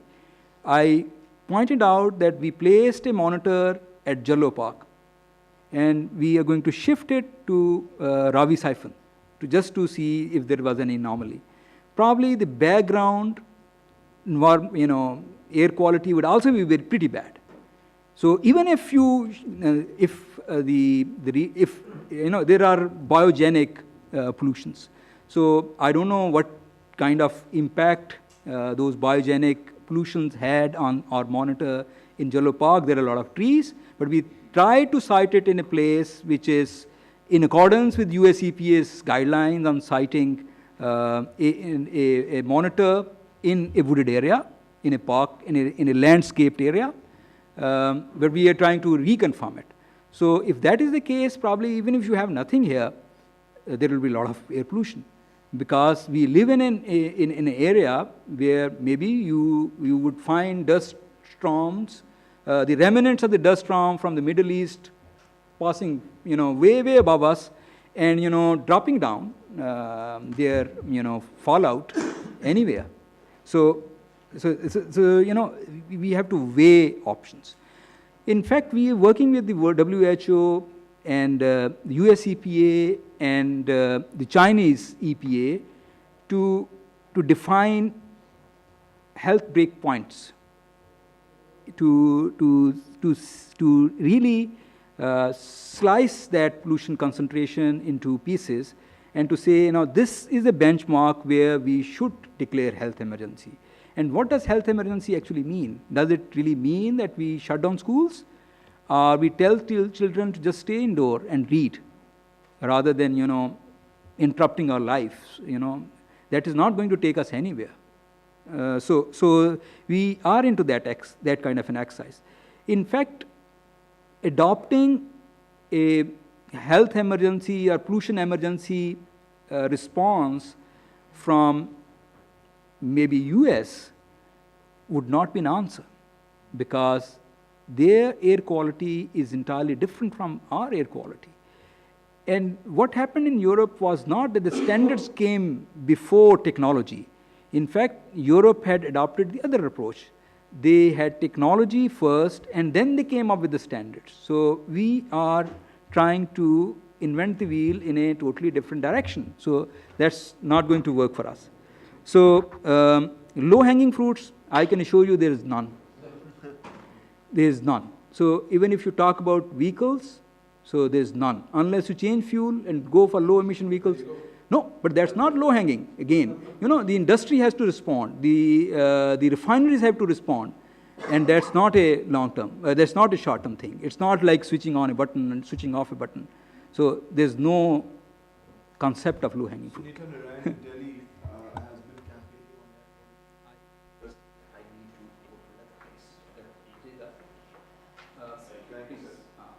Wait, can you answer one question? What are you doing to prepare for next year's pollution? Well, you see, as I said earlier, I've got a 2 hours talk on what we are going to do. Essentially, I gave out the highlights here. There are 5 major areas on which we need to concentrate. The first is building our regulatory capacity. That includes everything.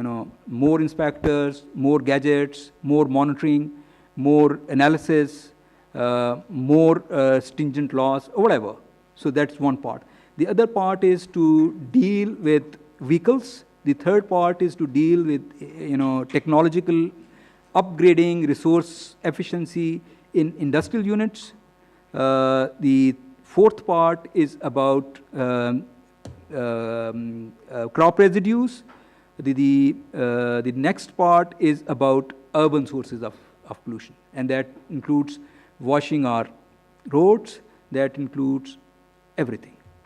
Just to add to that, we have these new power plants coming up in Punjab, and these are coal-fired, yes. Some of them. What are we doing to address that problem now, rather than later when it becomes a serious issue?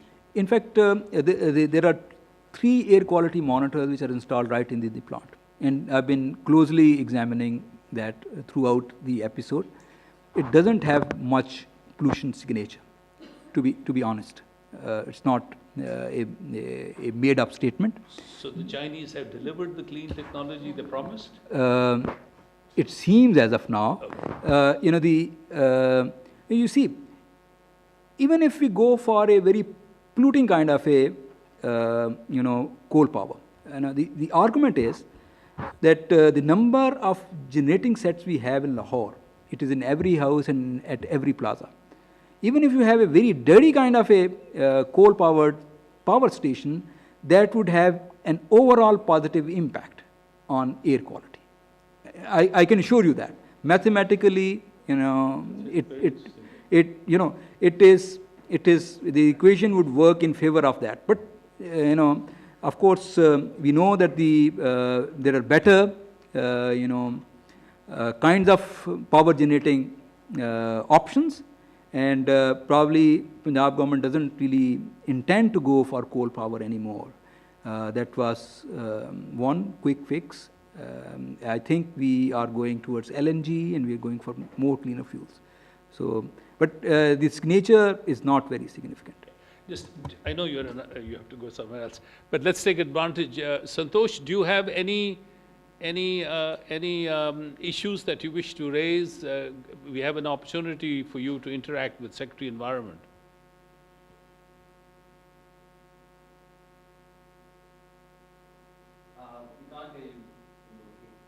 You may be on mute.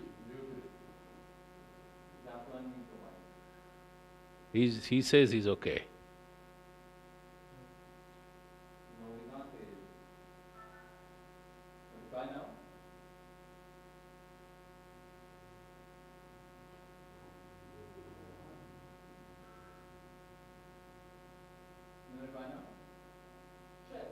Yes, yes.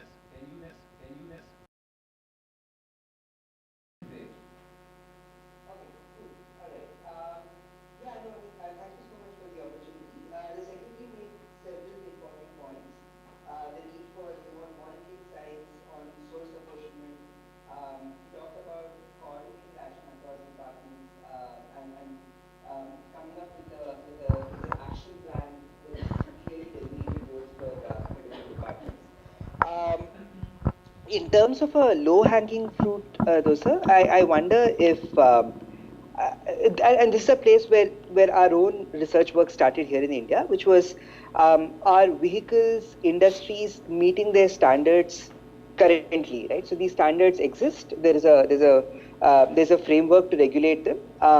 Do they exist? Are there vehicles which are emitting visible smoke? Are there industries emitting visible smoke? Because it's likely going to be the case that if these are if these are around, they probably will not be meeting the emission standards. So perhaps that is a low-hanging fruit to tackle. A second, not necessarily an easy problem to fix, but in terms of exposure, I mean, we've spoken a lot about ambient air quality pollution, but household air pollution based on cooking with solid fuels has a very high exposure to the houses. Transitioning to cleaner fuels, something like a liquid petroleum gas, liquefied petroleum gas could be a potential solution. Maybe that's something to think about. And finally, a sort of a cautionary thing. Delhi has had like a series of source apportionment studies, a series of studies of various kinds commissioned over the last 10 years. Many of those source apportionment studies disagreed quite vehemently with each other. It's not quite clear. I am not a scientist, but purely looking at those numbers, they're off often by a factor of 2 or 3, which led to a lot of debate about, well, are vehicles really the problem? Are industries a problem at all? Is it all stubble burning, which remains a thing? So while I would agree with the need to have social apportionment studies to guide the policy action, the Delhi experience has been somewhat complicated in that regard. That's all.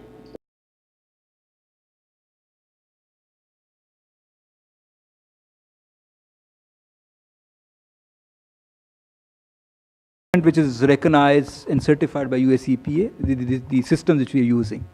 The method which we use is again the US EPA's method. The way we cite it, the way we collect data is all written down by US EPA. There's nothing from our side. The instrument is Austrian with monitors which are made by GRIM. It's again a US joint. So probably we think that there's no much issue with quality of data. And our air quality monitors are continuous monitoring systems. So even if you want, I can access them right now. So there's no human interface. My gadget too.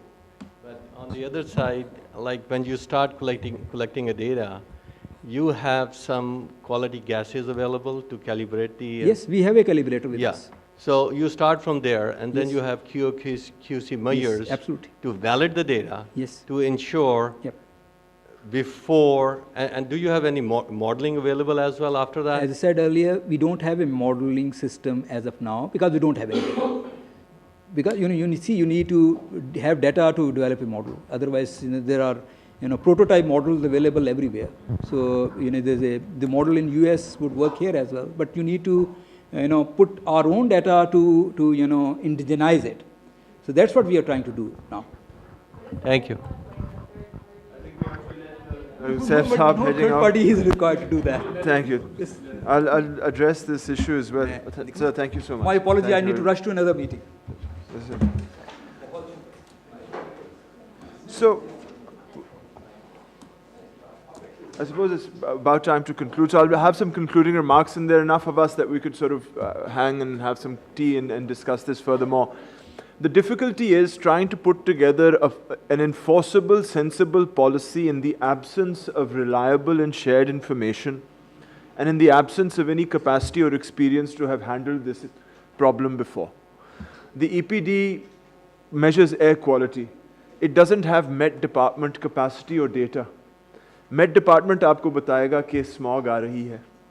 So institutionally there are sort of insufficiencies in the EPA that I think this experience is beginning to show that we need to have far more integration amongst departments. This is not something that's entirely the EPA's responsibility. There have been an industrial pollution control regulator, but to expect them in 2 years to have agricultural areas to stop crop burning is optimistic in the extreme. We have to take their institutional history and capacity in light.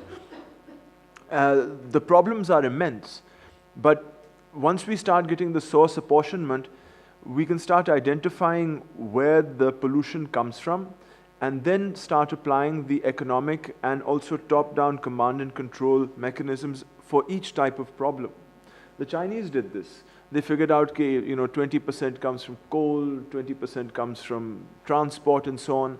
And so based on that source apportionment, they put together these 5-10-year plans of how they were going to improve the desulfurization in their coal-fired plants, how they were going to increase by scales of kilometers the amount of public transport they had, how they were going to introduce electronic cars and phase out fossil fuel cars, and how they're going to promote sustainable energies. All of this is terribly expensive. So you can't just say that hum 3 lakh electronic gaadiyan nikalenge. They need to have the money to invest in the sort of in these changing technologies. In the Chinese case, the State Bank of China determined that the government of China wouldn't have more than 15 or 20% of the money necessary to make investments in all these different sectors to ensure a reduction in air quality. That's not where they stop. That's what I keep on coming back with the Chinese experiences. That's whenever they come up against one of these difficult challenges, they take it as a challenge, not as a place where they're going to give up or pass the buck. So they said, all right, if we don't have enough money, then what that means is we have to work with the private sector.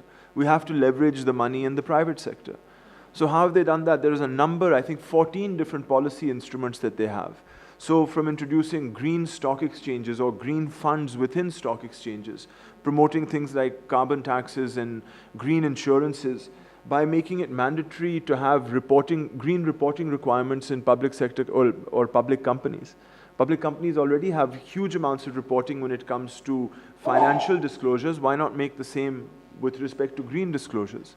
And so it's instruments like these, both on the money side and then the command and control side, that have started to see a gradual improvement in air quality in Beijing and in other cities.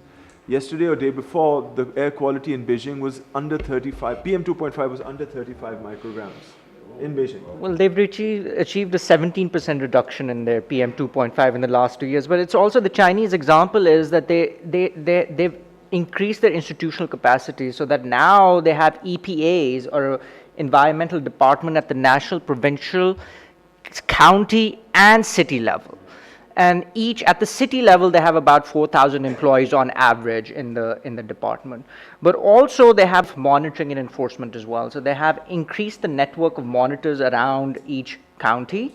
And then it's up to people, and people have access to that information on their cell phones. And then they can check how far are those monitor readings. If they exceed those permitted by the city, if they exceed those levels, then people can actually report those violators using these specific public websites or EPA websites. And so they've used citizens to actually monitor and enforce their standards within cities. So I think that's where the Chinese example really stands out as well. So we have a question in the back. So Sure. been up for a while. So it seems to me that cleaner environment may be actually a byproduct of economic development. So once a country reaches certain level of development or certain GDP, real GDP, it starts automatically investing in environment solution or sustainable environment. Do you think that, so if that is possible, that Pakistan may want to invest a lot in pollutants, and then which will eventually lead to this situation where they will take themselves out of it? Sure, Maz, yes. Sure.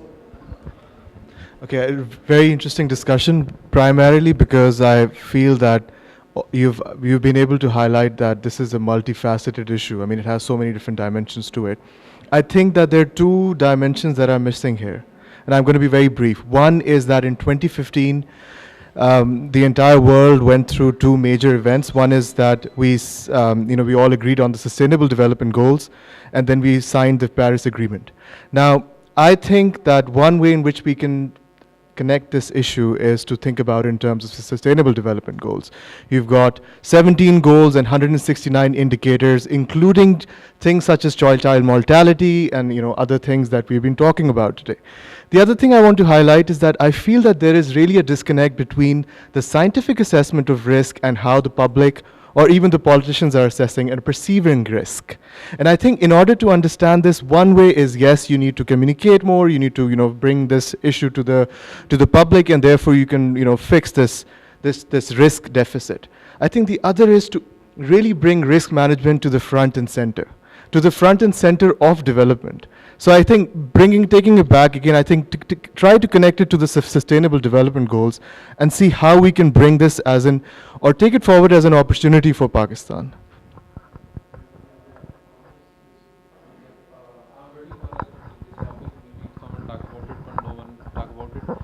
In Pakistan, around about 1.9% area covered by forest and plantations. If we increase it to 7 to 10%, and some countries, we have example of Brazil having 70% area covered by plantation.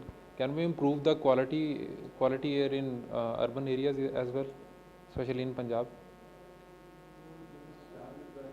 But I think it's so easy and a long-term policy for you guys.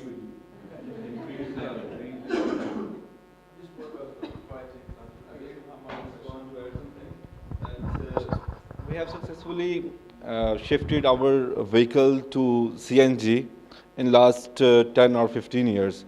And since last 4 or 5 years, when we have linked our vehicles LNG system with the petrol and oil system, again our vehicles have been shifted to oil consumption. So isn't you see the reason of the smog in last 4 or 5 years we are consuming more oil as compared to CNG or LNG, as we have shifted our public transport and private transport to CNG in earlier years?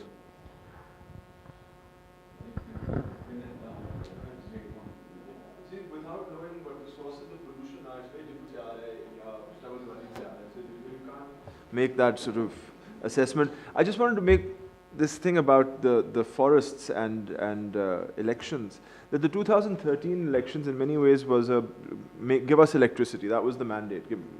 And now in 2018, only one political party has made a bet on a green project. It's in KP. It's the billion tree tsunami, but it's a political bet that this is the one project that they're sort of saying is going to make a difference and has already had a trickle-down effect. So it remains to be seen what the 2018 mandate is, whether you'll hear voices in response to the air quality and start saying that load shedding up finally come hogi, but now we need to do something about air quality, and whether or not green projects come on the sort of agenda as a political doable. I'm not sure, but when you say the CPAC through 100,000, it could be eucalyptus. It's a plan. I don't know, but हो सकता है. The emissions that this targets are different. So see, there's a problem with long-term emissions, which is carbon, these are greenhouse gases, right? The carbon dioxide, methane, nitrous oxide. So this contributes to global warming in general. The other issue is with emissions of carbon, particulate matter, and sulfur dioxide, and perhaps some forms of like nitrate-based gases. Those are smog causing, those are sort of the pollutants, right? The stuff that you breathe and you get emphysema. You're not going to get emphysema or lung disease from breathing carbon dioxide. That contributes. So when you talk about planting trees, usually we think about that in terms of increasing carbon sequestration, and that helps with, keeping average temperatures on the planet low. But then there was this talk about, so when you talk about using LPG or LNG as a source of power, or using that as a source for generating electricity, the problem is you shift from like low grade sulfur to LPG or LNG, but then you're contributing to greenhouse gas emissions. And under the Paris Accords, we've said we're going to cut down 20% of our 2030 greenhouse gas emissions, right? So you're creating another set of problems, and you're not meeting those obligations under the accord. Can I, Rafi, can I ask a question? I want to allude to something that Secretary Environment said and also what Santosh said, the role of community in all this. Because I remember in 95, 96, there was a big push from the government side on setting up an environmental protection council I know because I became a member, I was asked to be a member of that. And then the much maligned Zahid Hamid actually drafted the first Environment Act. But there was no public ownership of all that because there wasn't really, this was all Benazir's government and this agenda, and there was no community ownership of this. It just fizzled out. It just completely fizzled out. But today the situation seems very different. It's because it's beginning to have the health impact of air pollution at least is beginning to mobilize the community. And so what I'm hoping for is that there'll be more sustained effort put into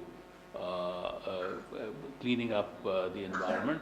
And I just want to get a sense from you, Rafe, whether you see this.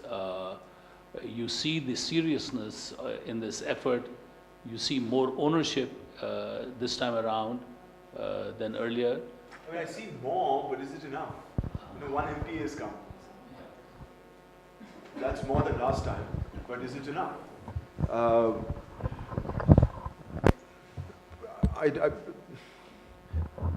You were failing to see the importance given by the relevant stakeholders. Our Minister of Environment thinks it's an Indian problem. Their Minister of Environment thinks it's not that bad. And in these circumstances, with the provincial EPD stating we don't have the capacity, we don't have the information, that's true on the other side as well. There is just not the infrastructure, the capacity, or the wherewithal to tackle this problem. And I don't even know whether, good intentions apart, the governments of India and Pakistan, even if they wanted to and mobilized resources, could do anything right now or in the short term to address this issue. And I've questioned whether this is something maybe you throw to an international organization. When there was a flood in this country and hundreds of thousands of people were impacted, all sorts of aid agencies came and provided technical sort of reconstruction work and repair work. This is a similar type of problem. Where is the United Nations coming in and saying, all right, fine, let's do a cross-border program. UNEP ka yahan daftar nahi hai Pakistan mein, for example. So there's a neglect I see on this issue, but equally I see an increasing amount of attention being given to it. So maybe sometime soon enough we'll start seeing. But is there a potential for Indian and Pakistani organizations to come together and work on these issues? Yes. I think you could run a very successful program just of universities across the region, with public sector universities in Punjab starting from Pindi, Lahore, Multan, can cover more or less this side of the province, and the same is true with Indian institutions on that side. You could cover sizable amounts of North India through perhaps a half a dozen or a dozen universities and their networks and affiliates. You could have a regional air quality monitoring exercise that could form policy, carry out reliable source apportionment, so you could have regional policies. Santosh, what's your view? Yeah. I think he's exactly right. I think there is a lot of scope for academic institutions to work together. Obviously, there are various challenges when it comes to the government itself. But yeah, I do think that there is a need for more. Well, there are a couple of things here. One, you need to treat this as a regional issue. I certainly think that. Second, by engaging with universities, you're actively creating some of that capacity which is missing.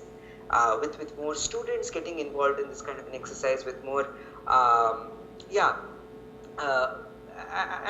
more of those measurements getting into a policy discourse, I think that can only be a good thing. I have a question to Santosh. You talked about happy cedar, an intervention to avoid residue burning in India. We are also trying to use this happy cedar, but we have totally failed because it is not working in wet residues of the rice here in Pakistan. So what is the success rate of that happy cedar in India, and what is its contribution to avoid the residue burning by the farmers here? I wish I knew. As you were, in that slide I had cited a study which seemed to suggest that these happy cedars could be a potential option. But in general, I tend to be skeptical about actually not at all surprised to hear that it didn't seem to do well there.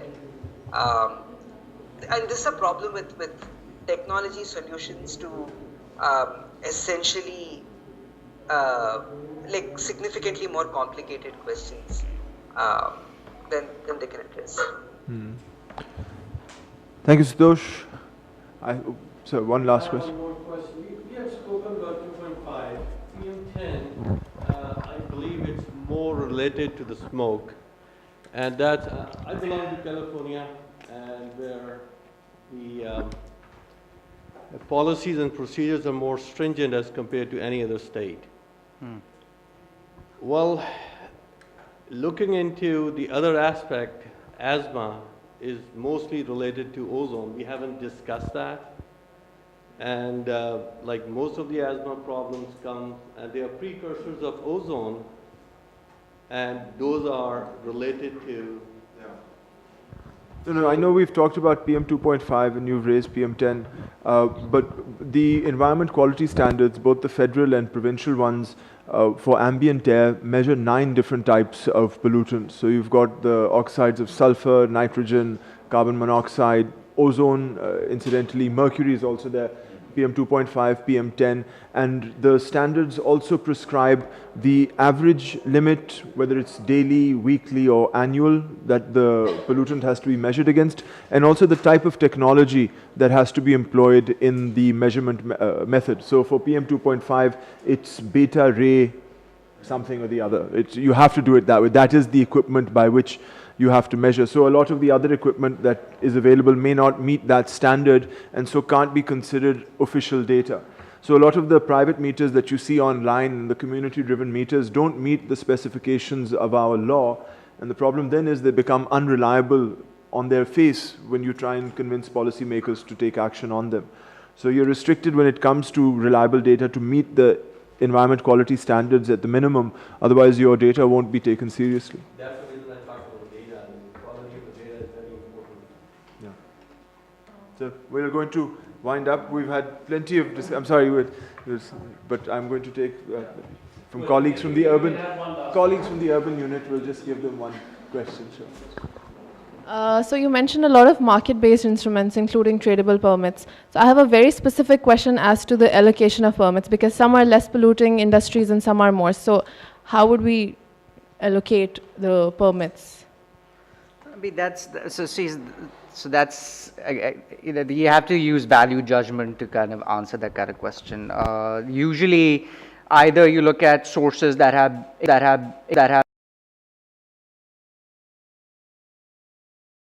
the grandfathering procedure and they take precedence over others. The other is that, the economics of it is that it doesn't really matter how you assign the property rights. Like if it's a well-functioning market and, you minimize transaction costs, in the end, those, there'll be trading of those permits and there'll be an equilibrium price in the end. And then, as long as those emissions are capped, you're going to be achieving your targets anyways. But so this idea of allocation of permits in the first place has to do with this idea of fairness and equity. And so that, that's, sometimes it has to do with the size of the industry. Larger sources get a larger portion of, or larger share of permits. Smaller industries get a smaller share. So there's no kind of hard and fast rule as to how these permits get assigned. It's all about taking equity into account. Can I add a little bit? No, we're good. Let me wind up, then we can go and have some coffee. I want to wind up, and thanks everyone on behalf of CDPR for attending, CDPR for organizing this. Santosh from, where are you? Delhi or California? Chicago. You're in Delhi, from Delhi, Samuel, Ali Habib Saab, and of course, Saif Anjum, thank you all for coming and for their participation.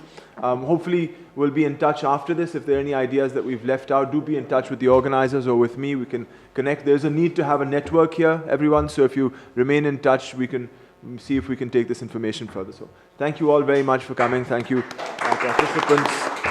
Thank you.